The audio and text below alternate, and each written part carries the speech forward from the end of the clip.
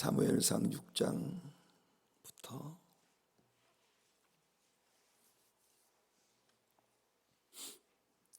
사무엘상 6장은 돌아오는 언약궤가 돌아오는 모습을 우리에게 보여주는 장입니다.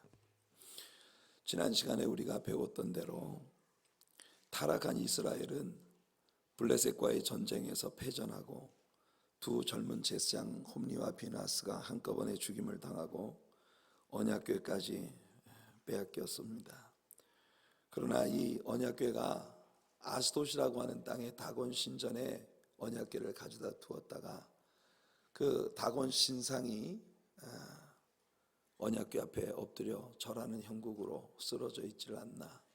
그 다음날 가보니 완전히 부서져서 머리 부러지고 팔 부러지고 몸뚱이만 이렇게 엎어져 있는 그런 모습이 보이질 않나. 그러면서 이 언약궤가 가는 곳마다 온역이 불어닥쳐서 블레셋 사람들이 아주 크게 혼쭐이 나는 그런 모습을 우리가 보았습니다. 이 에벤에셀 전투에서 이스라엘 백성들이 블레셋에 패전하고 언약궤 빼앗기고 두 제사장이 한꺼번에 죽임당하는 참담한 그런 광경을 보았는데요. 하나님께서는 하나님이 죽으셨거나 또는 하나님의 능력이 없어서 이스라엘 사람들에게 이런 일이 벌어진 게 아니라는 걸, 이 언약궤가 가는 곳마다 일어나는 이 희한한 현상들을 통해서 증명하신 거예요. 그래서 빼앗겼던 언약궤 자체 속에 임재하신 하나님의 능력으로 이스라엘 땅으로 다시 돌아오는 그런 모습을 우리가 오늘 보게 되는 것입니다. 자, 먼저 블레셋 사람들은 언약궤를 어떤 방법으로 돌려보내야 할지 이 문제를 놓고 고민에 빠져 있습니다. 1절과 2절을 같이 읽어볼게요. 여호와의 궤가 블레셋 사람들의 지방에 있은 지 7달이라. 블레셋 사람들이 제사장들과 복술자들을 불러서 이르되 우리가 언약 여호와의 궤를 어떻게 할까? 그것을 어떻게 그 있던 곳으로 보낼 것인지 우리에게 가르치라. 블레셋 사람들은 언약궤를 이스라엘로 돌려보내고 싶은데 어떻게 해야 할지를 몰랐어요. 그래서 제사장들과 복술자들을 불러놓고 그들에게 물었습니다. 이 사람들은 백성들에게 언약궤를 그냥 돌려보내서는 안 된다고 하면서 속건제를 드려야 된다라고 가르쳐 주었습니다. 그런데 그 속건제의 방법이 재미있습니다. 3절부터 5절까지 말씀을 한번 같이 읽어볼게요. 그들이 이르되 이스라엘 신의 궤를 보내려거든 거저 보내지 말고 그에게 속건제를 드려야 할지니라. 그리하면 병도 낫고 그의 손을 너희에게서 옮기지 아니하는 이유도 알리라 하니 그들이 이르되 무엇으로 그에게 드릴 속건제를 삼을까 하니 이르되 블레셋 사람의 방백의 수요대로 금 독종 5과 금쥐 5마리라야 하리니 너희와 너희 통치자에게 내린 재앙이 같음이니라. 그러므로 너희는 너희의 독한 종기의 형상과 땅을 해롭게 하는 쥐의 형상을 만들어 이스라엘 신께 영광을 돌리라. 그가 혹 그의 손을 너희와 너희의 신들과 너희 땅에서 가볍게 하실까 하노라. 우리나라 선교 초기 역사에 보면 패스트라고 하는 흑사병이라고 하는 병이 서울에 퍼져서 많은 사람들이 새카맣게 변해서 죽어가고 있었습니다. 선교사들이 이 병은 쥐에 의해서 옮겨지는 병이기 때문에 이 병의 숙주가 쥐이기 때문에 쥐를 잡아야 한다고 사람들에게 계몽을 했습니다. 그런데 우리나라 선비들이 어떻게 했는지 아십니까? 대문에다가 고양이 얼굴을 대문짝만하게 그려서 이제 붙여놓은 거예요. 그러니까 쥐를 잡아야 되는데 쥐를 잡을 생각은 안 하고 마치 부적을 내거는 것처럼 고양이 얼굴을 대문짝만하게 내걸어서 우리 집에는 쥐가 들어오지 말아라 하는 이런 마음을 이제 보였던 그런 때가 있었다는 게 선교 우리나라 초기 역사에 있는 것을 볼 수 있습니다. 블레셋 사람들이 하나님께 속건제를 드리는 방법은 그들의 몸에 퍼진 그 독종, 종기, 그러니까 일종의 종양이나 혹은 뽀드락지 또는 부스럼 같은 그런 모양을 금으로 만들었어요. 금으로 뽀드락지를 만들었어요. 그리고 또 자기들에게 이 병을 옮기는 그런 그 쥐를 금으로 만들어서 이걸 갖고 여호와 하나님 앞에 드리는 것입니다. 이 사람들은 무엇이든 자기들을 두렵게 하는 것을 신으로 만들어 섬기는 것이 그들의 습관이었습니다. 애굽 사람들에게도 우리가 출애굽기를 공부할 때 파리, 이, 개구리 혹은 뱀 이런 것들이 그들의 우상이었던 것을 우리가 배운 적이 있습니다. 아마 이 블레셋 사람들은 금으로 뽀드락지의 모습을 만들어 놓고 사실은 그것들을 섬기고 싶었을지도 모릅니다. 그러나 하나님이 두려웠기 때문에 그것들을 만들어서 섬기는 대신 그것들을 하나님 앞에 제물로 올려드리고 있는 그런 모습을 봅니다. 이 사람들은 지난날 애굽 사람들과 바로 왕이 하나님의 명령을 거역하다가 모조리 죽임을 당하게 되었다는 사실을 알고 있었을 것입니다. 아마 이스라엘이 광야를 지날 때 이스라엘과 대항했다가 죽임당한 여러 족속들의 교훈도 이 순간 생각해냈을 것입니다. 그래서 그들은 금으로 종기를 만들고 쥐를 만들어서 여호와 하나님 앞에 드리면서 이것이 하나님께 올려드리는 속건제다 이렇게 제사를 드린 것입니다. 6절을 보시면 애굽인과 바로가 그들의 마음을 완악하게 한 것 같이 어찌하여 너희가 너희의 마음을 완악하게 하겠느냐. 그가 그들 중에서 재앙을 내린 후에 그들이 백성을 가게 함으로 백성이 떠나지 아니하였느냐. 보십시오. 이스라엘 백성들의 출애굽의 역사 가운데에서 애굽 사람들과 바로가 하나님 앞에서 그 마음을 완악하게 하다가 결국 하나님 앞에 징계를 받고 나서야 백성들을 떠나보내는 그런 일이 있었다는 것을 이 블레셋 사람들은 기억하고 있는 것입니다. 이들이 어리석은 사람들이었지만 최소한 지난 과거로부터 교훈을 받을 수 있는 지혜는 있었다라고 하는 것을 우리가 이 이방인들의 모습 속에서 봅니다. 과거로부터 교훈을 받지 못하는 사람들은 참 어리석은 사람들이에요. 우리들이 크리스천으로서 하나님의 무서운 진노에 이르지 아니하도록 늘 지나간 과거의 역사를 열심히 공부하고 그 역사에서 많은 교훈을 얻을 수 있는 지혜로운 하나님의 자녀들이 되기를 소원합니다. 자, 블레셋 사람들은 하나님의 뜻을 알기 위해서 한 가지 묘안을 냈습니다. 7절부터 9절까지 유명한 말씀이죠. 같이 한번 읽어볼게요. 7절부터 9절입니다. 그러므로 새 수레를 하나 만들고 멍에를 메어보지 아니한 젖나는 소 2마리를 끌어다가 소의 수레를 메우고 그 송아지들은 떼어 집으로 돌려보내고 여호와의 궤를 가져다가 수레에 싣고 속건제로 드릴 금으로 만든 물건들은 상자에 담아 궤 곁에 두고 그것을 보내어 가게 하고 보고 있다가 만일 궤가 그 본 지역 길로 올라가서 벳세메스로 가면 이 큰 재앙은 그가 우리에게 내린 것이요 그렇지 아니하면 우리를 친 것이 그의 손이 아니요 우연히 당한 것인 줄 알리라 하니라.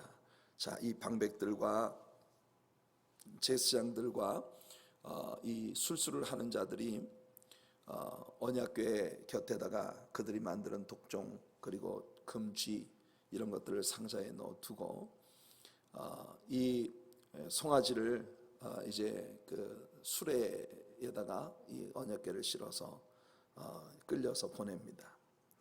젖나는 소, 이 소는 단순히 젖소가 아니고 방금 새끼를 낳아서 젖이 돌고 있는 암소를 의미하는 것이에요.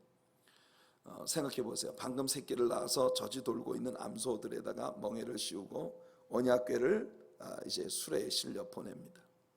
젖을 먹는 송아지들이 어미소에게서 떼어져서 집으로 돌아가면서 여러분 이런 광경을 볼 때 이 어미소들은 어디로 가는 게 옳습니까?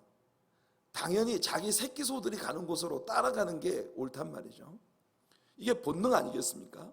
새끼 소들이 가는 그 방향으로 가는 것이 본래 본능이 이끄는 방법인데 그들이 만일 이스라엘 방향 벳세메스 쪽으로 방향을 잡고 뒤에서 송아지들이 아무리 울어대도 그거를 그냥 개의치 아니하고 벳세메스를 향한 길로 똑바로 올라간다면 이 언약궤가 블레셋 땅에 있는 7개월 동안에 벌어진 일련의 사건들은 다 하나님에 의해서 주도되어진 일이라는 것을 너희가 알아야 한다. 이렇게 그들을 가르친 것입니다. 일반 상식을 깨뜨리고 이 어미소들이 베세메스로 곧장 올라가는 그런 모습을 봅니다. 분명히 이 모든 일들이 하나님의 간섭하심이라고 하는 것을 이 송아지를 통해서 증명하고 계신 것입니다. 자, 10절부터 12절까지 한번 읽어볼게요. 10절부터 12절입니다.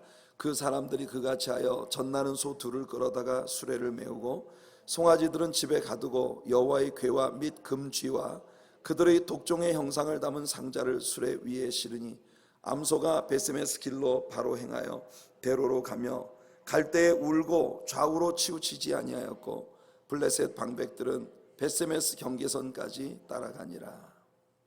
자, 이 어미소들은 뒤에서 들려오는 새끼 송아지들의 우는 소리로 인해 슬피 울면서도 마치 귀를 막고 가는 것처럼 그렇게 언약궤를 메고 베세메스를 향해 똑바로 가고 있는 것이에요. 울고, 이 소가 울면서 갔습니다.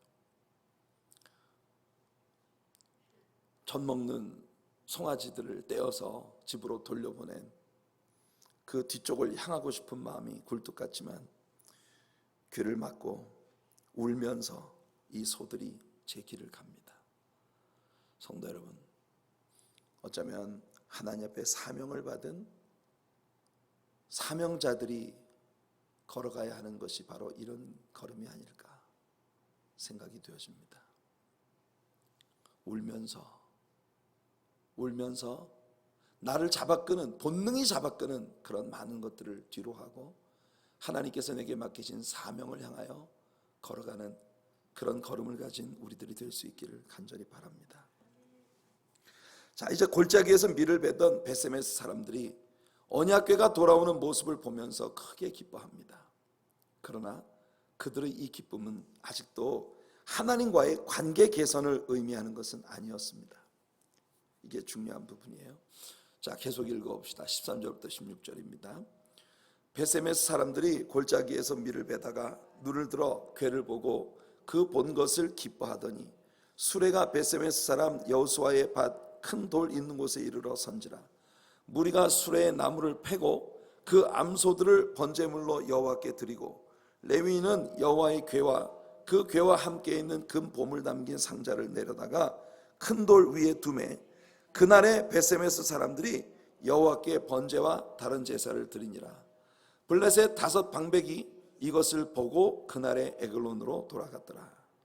자, 여기 보면 블레셋에서 온 방백들이 이 베세메스의 이 언약궤를 가지고 와서 내려놓고 그 언약궤를 실었던 수레를, 한 번도 다른 짐을 실어본 적이 없는 새 수레를 도끼로 패서 그것을 장작으로 삼아 불을 피우고 이 언약궤를 여기까지 끌고 온 송아지를, 젖나는 암소 송아지를 그 불로 잡아서 하나님 앞에 번제로 바치고, 그리고 이 언약궤가 이 베세메스에 잘 안착이 된 것을 확인하고는 돌아갔다는 것입니다. 이 소 2마리의 소는 우리들에게 참 귀한 교훈을 줍니다. 일평생 동안을 아버지 영광을 위해서 섬기다가 이렇게 자신의 마지막 모습마저도 하나님 앞에 번제를 드리는 그런 제사로 산화되어지는 그런 모습, 어쩌면 바울 사도가 가졌던 소원이 바로 이런 소원이 아니었겠습니까?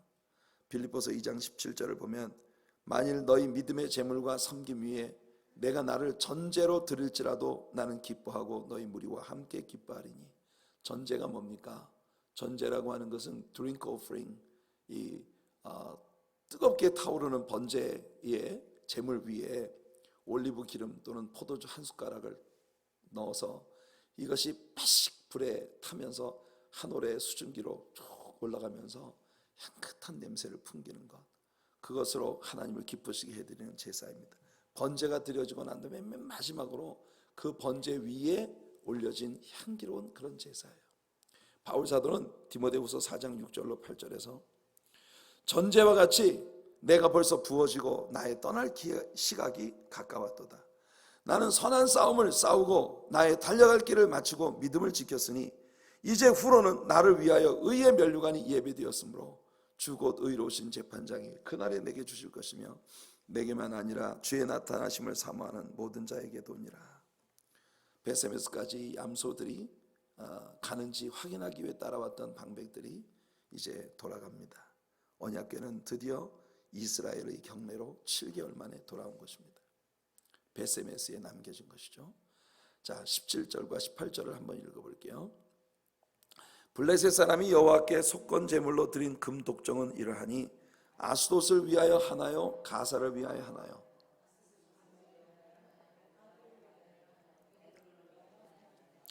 드린 바 금 쥐들은 견고한 성읍에서부터 시골의 마을에까지 그리고 사람들이 여호와의 궤를 큰 돌에 이르기까지 다섯 방백들에게 속한 블레셋 사람들의 모든 성읍들의 수대로였더라. 그 돌은 베세메스 사람 여호수아의 밭에 오늘까지 있더라.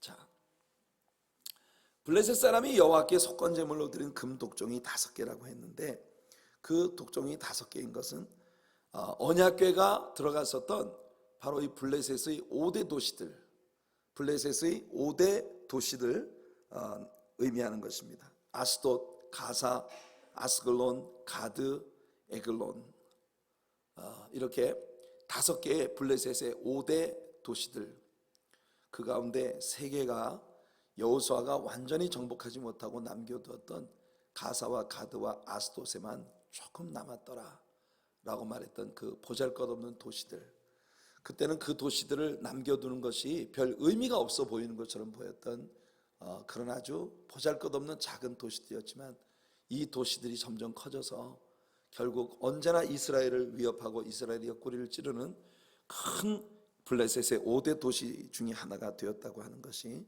참 우리들이 교훈으로 받아야 할 아주 중요한 부분입니다. 자, 이 언약궤가 돌아올 때 베세메스 사람들이 기뻐하며 받아들였지만 이 언약궤는 다시 이 베세메스에서 이스라엘 땅에 돌아왔지만 이스라엘 땅에서 또다시 무서운 일을 만듭니다. 19절을 한번 읽어볼게요. 19절입니다. 시작. 베세메스 사람들이 여호와의 궤를 들여다본 까닭에 그들을 치사 5만 70명을 죽이신지라. 여호와께서 백성을 쳐서 크게 살육하셨으므로 백성이 슬피 울었더라. 자, 아마 이 베세메스 사람들은 그날에 일종의 큰 잔치를 벌였을 것이에요. 그리고 잔치 끝에 흥분하고 즐거운 나머지 하나님의 금지하신 법도 잊어버리고 언약궤의 뚜껑을 열고 언약궤를 들여다본 것입니다. 하나님은 누구든지 이 언약궤를 만질 수 있도록 지정되어진 그런 사람들이 아닌 사람들이 언약궤의 뚜껑을 열면 죽임을 당하리라고 선포하셨는데 이 백성들이 그것을 잊어버리고 언약궤를 들여다보다가 죽임을 당한 것이에요. 언약궤 속에는 하나님의 임재를 상징하는 3가지 물건이 들어있었습니다. 십계명의 2 돌판과 아론의 쌍난 지팡이, 그리고 만나 한 오멜이 들어있는 항아리가 들어있었는데요. 이것은 모두 예수 그리스도를 모형적으로 보여주는 그런 물건들이죠. 사실 이 언약궤는 이스라엘 사람들의 신앙생활에 있어서 가장 신성시되던 물건이었습니다. 그렇지만 우리는 블레셋과의 전투에서 이 언약궤가 아무런 효험도 내지 못했다는 것을 보면서 언약궤 자체가 거룩한 것은 아니다. 그 언약궤 속에 임재하신 하나님이 거룩하신 것이다. 언약궤 속에 임재해 계신 하나님이 거룩하신 것이다. 아무리 이스라엘 사람들이 언약궤를 소유하고 있었다 하더라도 그 언약궤 속에 임재하시는 하나님이 그들을 돕지 아니하시면 그들에게 이 언약궤는 아무 의미가 없다는 것입니다. 언약궤를 들여다보았다는 것은 언약궤 위에 있는 뚜껑, 그 뚜껑을 mercy seat, 속죄소 혹은 시은좌, 은혜를 베푸는 보좌라고 하는 그런 의미가 있는 mercy seat이라고 하는 이름으로 불렀습니다. 이 속죄소는 두 그룹이 날개를 서로 맞대고 아래를 내려다보는 그런 형상이 새겨져 있는 장소였습니다.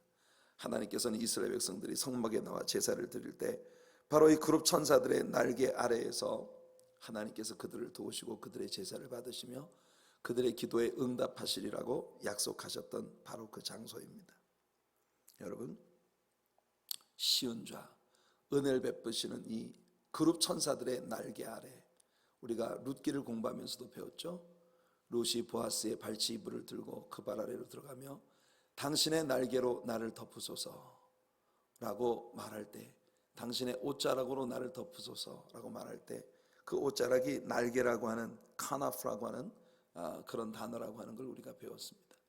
바로 이 그룹 천사들의 날개 아래에서 하나님이 하나님을 예배하러 나오는 모든 죄인들을 덮어주시고 품어주신다는 것을 보여주는 그런 그림이었죠. 여러분, 우리는 신약 성경에 와서 이 그룹 천사들의 날개 아래 그 그늘 밑이 십자가에 못 박히신 예수 그리스도의 은혜의 그늘 아래 들어올 때 우리들이 하나님의 진노를 면하고 모두 하나님의 은총 가운데 들어가게 된다는 것을 이 그룹 천사들의 날개 아래 시은좌, mercy seat, 이것이 보여주는 그림이라고 하는 걸 우리가 배웠습니다. 이 사건은 우리에게 중보자가 필요하다는 것을 철저히 보여줍니다. 하나님과 나 사이에 중보자가 없으면 우리는 죽음이에요. 로마서 3장 23절로 26절, 모든 사람이 죄를 범하였으며 하나님의 영광에 이르지 못하더니, 오늘 새벽 기도 시간에 나누었던 말씀이죠. 그리스도 예수 안에 있는 속량으로 말미암아 하나님의 은혜로 값없이 의롭다 하심을 얻은 자 되었느니라. 이 예수를 하나님이 그의 피로써 믿음으로 말미암는 화목제물로 세우셨으니 이는 하나님께서 길이 참으시는 중에 전에 지은 죄를 간과하심으로 자기의 의로우심을 나타내려 하심이니 곧 이때 자기의 의로우심을 나타내사 자기도 의로우시며 또한 예수 믿는 자를 의롭다 하려 하심이라. 어린 양 예수 그리스도가 하나님과 우리 사이에 중보자로 계시지 않으면 우리는 우리의 죄 때문에 하나님께 나가지 못하고 하나님 앞에 노출되면 우리는 죽음을 당하게 되어 있다는 겁니다. 그런데 어린 양 예수 그리스도의 피값이 지불되었을 때 여기서 바울은 아주 중요한 세 가지 단어를 썼습니다. 오늘 새벽에 우리가 나누었던 말씀인데, 예수 안에 있는 속량으로 말미암아, 이 속량이라고 하는 단어는 킹 제임스 버전에서 propitiation이라고 하는 단어로 번역이 됩니다. propitiation. 이 속량이라고 하는 단어에 원래 이 헬라어의 세속적인 의미가 있었어요. 그것은요, 막 화가 나고 흥분한 그런 어떤 사람을 뇌물을 주어서 그 선물로 그 마음을 진정시켜 준다라는 그런 의미가 있는 단어였습니다. 그런데 이 성경에서 propitiation은 개념이 다릅니다. 어떤 사람의 선물로 그 분노를 잠재우고 진정시키는 그런 것이 아니라 하나님께서 당신 자신의 아들 예수 그리스도를 십자가에 피 흘려 죽게 하심으로 그 피의 대가로 하나님의 공의를 만족시켜 주심으로 죄로 말미암아 죽을 수밖에 없는 자를 구속해 주신다라고 하는 그런 개념이 바로 이 propitiation입니다. propitiation, 속량이라고 하는 것은 우리의 죄를 위하여 예수님이 피값을 대신 지불해 주셨기 때문에 그것을 받으시고 하나님은 하나님의 공의를 이루시고 그리고 우리를 죄 가운데에서 구원해 내셨다고 하는 그런 의미죠. 또한 두 번째는 바로 화목제물입니다. 화목제물, 피로써 드려지는 화목제물. 이것은 예수 그리스도가 그 피값으로 속량을 위한 대가를 지불하셨다는 걸 보여주는 것이고, 그래서 그 결과가 뭡니까? 세 번째 중요한 단어가 바로 간과하심입니다. 이 간과하신다라고 하는 말이 바로 패스오버예요. 패스오버이 뭡니까? 유월절을 말하는 거죠. 유월절에 이스라엘 사람들에게 어린 양을 잡아 그 피를 문설주와 임방에 바를 때 죽음의 사자가 그 문설주와 임방을 넘어갔습니다. 패스오버, 간과했다는, 그냥 지나쳐 갔다는 겁니다. 하나님께서 어린 양 예수 그리스도의 피가 우리에게 있을 때 하나님의 저주와 진노 아래 있었던 우리들을 하나님이 지나쳐 가시는, 패스오버, 간과하신다. 6월절 어린 양의 피로 우리를 속하신다는 그런 개념입니다. 그래서 이 베세메스에서 언약궤 뚜껑 시은좌를 열고 언약궤를 들여다보다가 죽임당한 이 사람들의 모습은 우리의 구속주이신 메시아 중보자 예수 그리스도 없이 우리가 하나님의 임재 앞에 노출되어지면 우리는 곧장 죽음이라고 하는 것을 보여주는 그런 교훈입니다. 참고로 여기 베세메스에서 5만 70명이 죽었다고 이야기를 하고 있는데요, 어떤 히브리어 사본에는 5만이라는 숫자가 없습니다. 5만이라는 숫자가 없고 오직 70명이 죽음을 당했다 이렇게 되어 있는데, 글쎄요, 학자들 가운데 많은 사람들이 이 5만 명을 히브리어를 해석할 때 히브리어 알파벳이 가지고 있는 숫자 개념을 잘못 해석한 것이 아닐까라고 생각을 하고 있습니다. 왜냐하면 이스라엘이 가장 번창했었던 때에 이스라엘의 가장 큰 도시인 예루살렘의 인구가 약 7만 명 정도 되었다고 하는데, 이 사무엘 시대에 이 시골의 베세메스라는 작은 동네에서 5만 70명이 죽었다는 것은 일단 역사적으로 볼 때 말이 맞지가 않는다. 이게 학자들의 소견입니다. 우리는 우리 성경에서 5만 70명이라고 번역이 되어 있기 때문에 그냥 5만 70명이라고 알고 지나가도록 하겠습니다. 그러나 참고로 여러분들이 학자들의 말에 의하면 이 5만 명은 히브리어의 해석의 잘못이었을 수도 있다라고 하는 견해가 있다는 걸 여러분들 마음속에 염두에 두시면 되겠습니다.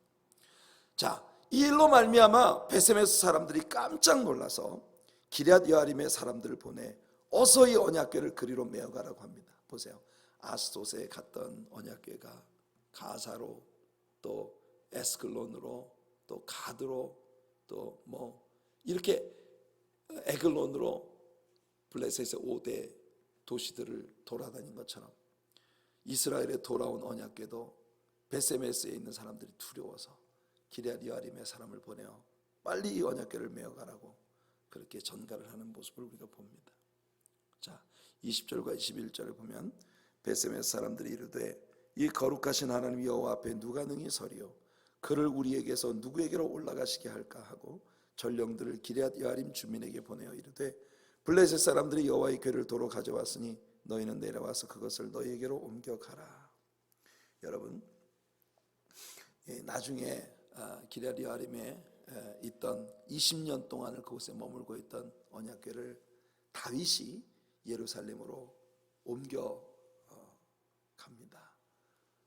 그때도 우리는 그 나곤의 타작마당에서 우사를 이 소위에 싣고 언약궤가 가다가 옆으로 쓰러질 뻔해서 우사가 그것을 만졌다가 죽임을 당하는 이런 비극이 벌어집니다. 나중에 우리는 그 부분에 대해서 다시 공부를 하게 될 것이에요. 어쨌든 기럇 여아림에 20년 동안을 초야에 묻혀 있었어요, 언약궤가. 자, 이 언약궤는 지금 어디에 있을까? 아무도 알지 못합니다. 히브리 학자들 가운데는 이 언약궤가 찾아내어져서 지금 그 예루살렘의 모스크 아래 이스라엘 사람들이 지성소를 만들 장소라고 여기고 있는 지하 어딘가에 보관이 되고 있다는 이야기를 하는 사람들도 있습니다만 그것은 확실치 않습니다. 아직까지도 이 언약궤는 발견되지 않았다고 보는 것이 맞을 것 같아요. 예레미야가 이 언약궤를 감추었습니다. 얼마나 숨바꼭질을 잘했는지 오랜 시간이 지나도 아직도 이 언약궤는 찾아지지 않았어요. 그래서 이 언약궤와 관련된 언약궤를 찾아 성궤를 찾아 떠나는 그런 빔을 가지고 있는 영화 같은 것들도 참 많이 만들어지고 있죠. 자, 이제 7장으로 우리가 들어갑니다. 7장은요, 미스바에서 사무엘이 주도하던 미스바의 대성회, 대회개 집회가 나오는데, 우리는 2주 전 주일 아침 예배에서 거의 7장 전장을 이제 포괄적으로 커버하는 제목 설교를 통해서 이 말씀을 이미 다루었습니다. 기럇 여아림에 20년 동안 언약궤가 머물고 있을 때 사무엘의 선포에 의해 미스바에 모인 이스라엘 백성들이 저마다 집안 구석구석에서 가지고 있던 우상들을 꺼내놓고 그것을 다 하나님 앞에 내려놓고 회개의 성회를 열었던 그 모습을 여러분들 기억하실 것입니다. 하나님께서 그들의 집회를 받으시고 블레셋에 크게 승리하게 하셨어요. 그래서 미스바와 센 사이에 에베네셀이라고 하는 돌기둥을 사무엘이 세웠다. 에베네셀이라고 하는 것은 여기까지 우리를 도우셨다라는 그런 의미라고 하는 것을 우리가 배웠습니다. 자, 이제 8장으로 들어가겠습니다. 8장은 오늘 전체 우리들의 성경 여행의 제목으로 신정에서 왕정으로. 이것은 이스라엘 역사의 아주 중요한 분기점입니다. 디아크라시. 지금까지 이스라엘이라고 하는 나라는 하나님께서 그 대리인들을 세우셔서 직접적으로 통치하시던, 하나님이 직접 통치하시는 그런 신정 통치 국가였습니다. 모세는 왕이 아니었어요. 여호수아도 왕이 아니었고 사사들도 물론 왕이 아닙니다. 그들은 다 하나님의 대리인으로서 하나님이 그들을 세우셔서 이스라엘 백성들을 하나님이 직접 통치하게 하신, 자, 그런 지금까지 신정 통치로 하나님의 왕 되시던 이스라엘 나라가 드디어 이방인들처럼 우리도 왕을 세워서 왕이 통치하는 모나키, 이 왕정 통치 국가로 가겠다고 하는 고집을 부리는 그런 장면을 우리가 보는 것입니다. 자, 이 비극은 사무엘의 아들들로부터 시작이 되었습니다. 1절부터 3절까지 같이 한번 읽어보겠습니다. 1절부터 3절 시작. 사무엘이 늙음에 그의 아들들을 이스라엘 사사로 삼으니 장자의 이름은 요엘이요 차자의 이름은 아비야라. 그들이 브엘세바에서 사사가 되니라. 그의 아들들이 자기 아버지의 행위를 따르지 아니하고 이익을 따라 뇌물을 받고 판결을 굽게 하니라. 자, 사무엘의 아들들이 그 아버지 사무엘과는 달리 물질에 대한 욕심으로 사람들에게서 뇌물을 받고 판결을, 사사라고 하는 것은 여러분 우리가 사사기를 저지스라고 부릅니다. 저지스. 이 사사는요 저지예요. 이 사람들은 전쟁에서 이스라엘 이끄는 리더도 되지만 하나님의 지혜로 이스라엘 백성들의 모든 크고 작은 송사를 재판하는 그런 판사로서의 역할을 또한 감당했기 때문에 그래서 우리는 사사를 저주라고 부르는 것입니다. 사무엘은 사사 시대에 하나님이 세우신 마지막 사사였었어요. 이제 사무엘이 그 아들들 둘을 사사로 세웠는데 여러분 이 사람들이 사무엘과 같이 하지 아니하고 물질의 욕심을 가져서 뇌물을 받고 판결을 굽게 하는 이와 같은 일을 행합니다. 자, 그래서 이스라엘 사람들이 사무엘의 아들들의 불만을 품고 우리도 저 이방 나라들처럼 왕이 있어야겠다 이렇게 하나님 앞에 나와서 요구하는 이유가 된 것입니다. 4절부터 7절까지 한번 읽어볼게요. 4절부터 7절 시작. 이스라엘 모든 장로가 모여 라마에 있는 사무엘에게 나아가서 그에게 이르되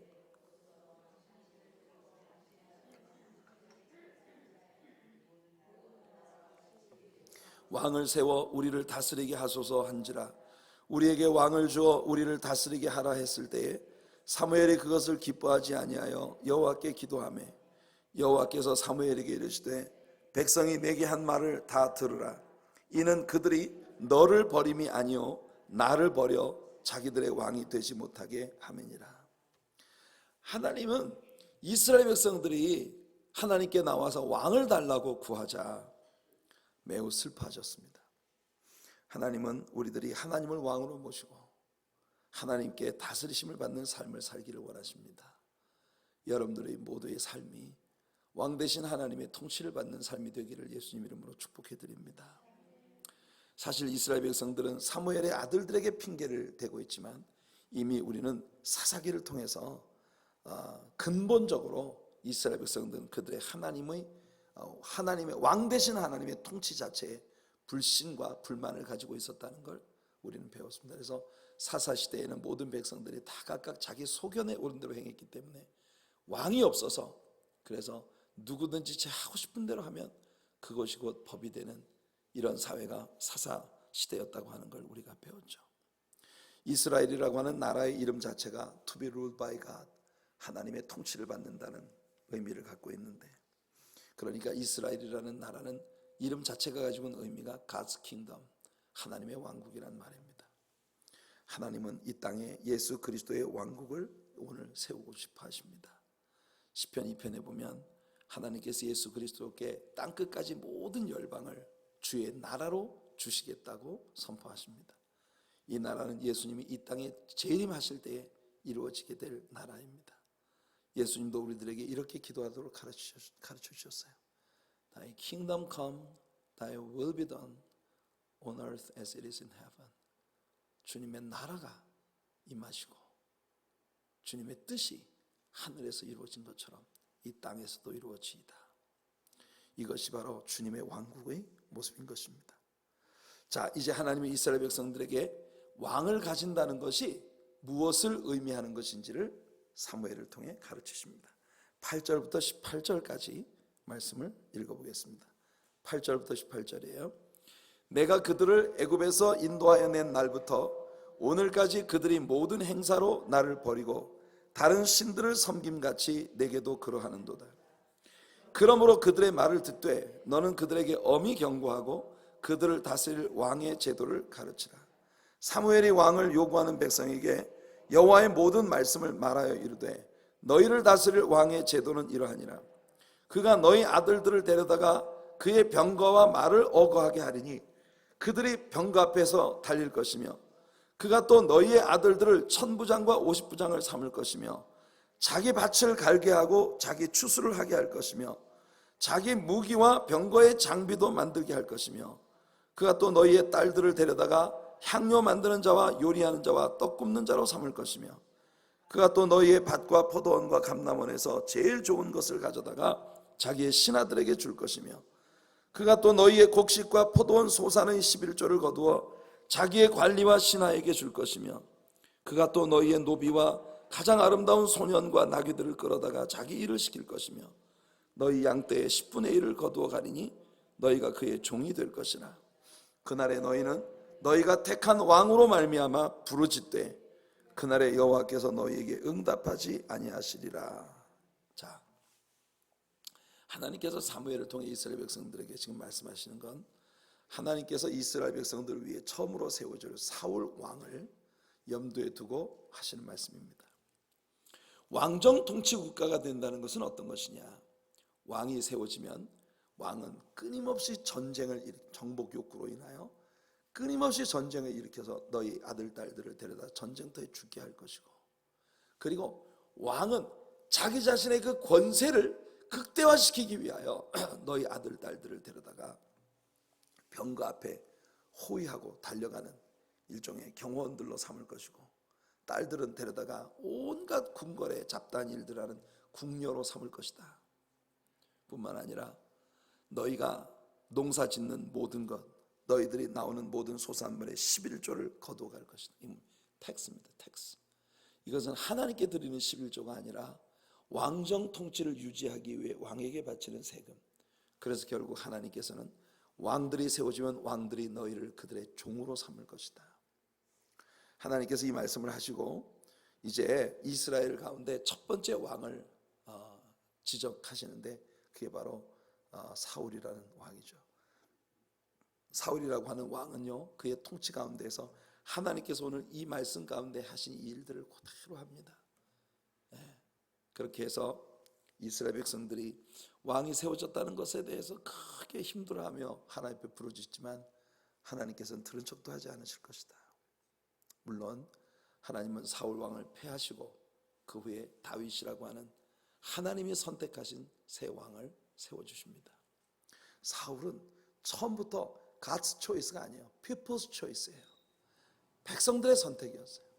하나님은 그들이 요구하는 왕의 조건을 충족시킬 수 있는 사울이라는 사람을 찾아서 이스라엘 백성들에게 준 겁니다. 그러니까 사울은요, 일종의 맛배기예요. 맛배기. 사울은 진짜 왕이 아닙니다. 하나님이 세우실 다윗이 진짜 왕이에요. 다윗은 바로 예수 그리스도의 조상이고 다윗은 예수 그리스도의 그림자를 우리들에게 보여주는 왕이 될 것입니다. 자, 19절을 한번 읽어보겠습니다. 이렇게 사무엘이 백성들에게 경고를 하지만 뭐라고 말합니까? 백성이 사무엘의 말 듣기를 거절하여 이르되 아니로소이다. 우리도 우리 왕이 있어야 하리니. 참 이것이 사람의 마음이에요. 하나님의 통치가 싫어서 다른 그 무엇에라도 종노릇하기를 주저하지 않는 것. 다만 하나님의 통치가 싫어서, 하나님의 다스리심을 받는 게 싫어서 다른 세상의 모든 종류의 우상이나 또는 세상적인 것들의 종이 되는 길을 선택하는 사람들.